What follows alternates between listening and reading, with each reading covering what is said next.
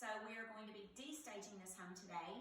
But before we do, I thought I would take this opportunity to share with you how you can stage your oversized living room, because there's a couple of different ways that you could do it, and there are a lot of reasons why you should.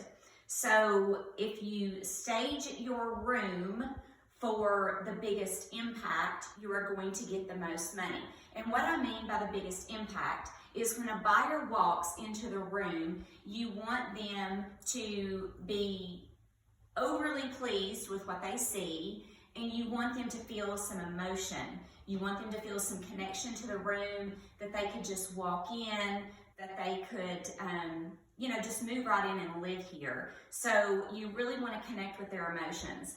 And furniture arrangement is a huge key. And I'm talking to you that have occupied homes, not just vacant homes, because you can, of course, change your furniture arrangement in your occupied home. And most people don't live in a show-ready home that is ready to be shown to buyers to get top dollar. So in this particular room, this room is oversized, and it's one of the key selling points of this home. And then, of course, here you can see this large, beautiful window. And one of the things that I wanted to point out is we were very intentional about not placing any furniture in front of the window, which is the focal point.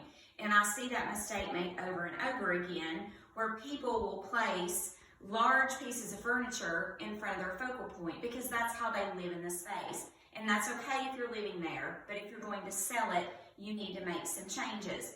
So there are a couple of things that I want to tell you about how your furniture arrangement will increase your offers.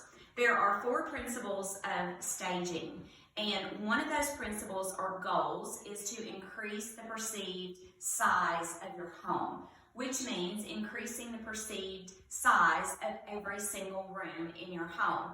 And you can do that through the arrangement of your furniture, because in your furniture arrangement, you are going to do one of 2 things. You are either going to increase the perceived size of your home, or you're going to decrease the perceived size of your home. And if you want to get top dollar, you're going to have to show the real estate of your space, which is exactly what we've done here. So when you're staging an extra large living room, you've got a couple of choices.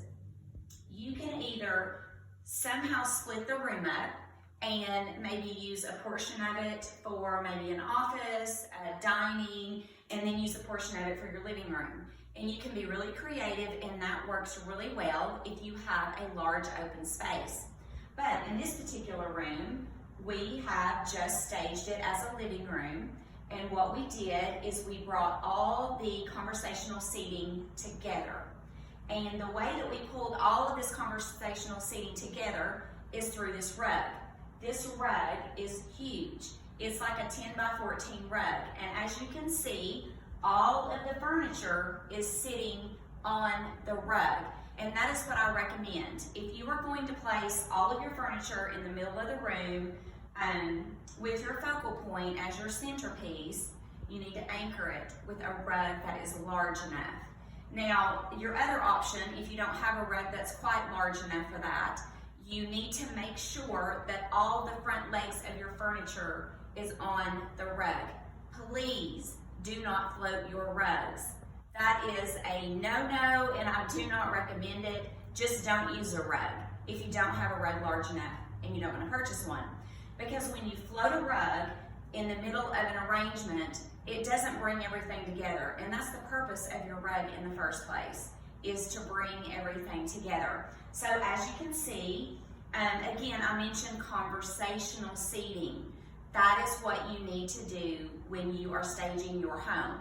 You probably do not live that way. I get it. A lot of arrangements are around the television. But when you're showing your home, you don't necessarily need to go with that arrangement because you want it to be an inviting place where people just want to come in and they can see themselves living with their family in this space. So make sure that your arrangement is conversational, like this one, where you've got all the chairs and couches facing each other. And you'll notice all of this empty wall space around the room. Now we do have some accent pieces up against the wall so that it doesn't feel empty. But for the most space, we are showing off a lot of floor and a lot of wall. And the reason that we're doing that is because people are not willing to pay for square footage that they cannot see, that they cannot feel. Now, I know when you list your home, the square footage is listed. But if you have a 2,000 square foot home and someone walks in and it feels like 1,000 square foot home because you have so much furniture, you have such heavy pieces and your walls are filled with tall, bulky furniture, then it's not going to feel like 2,000 square feet. It may feel like 1,000 square feet. And nobody is willing to pay for hidden square footage that they do not see is usable to them. So if you'll keep all of those things in mind when you are staging your living room, then that will help you gain the most money. So you want to stage it, list it, and sell it for top dollar, and I can help.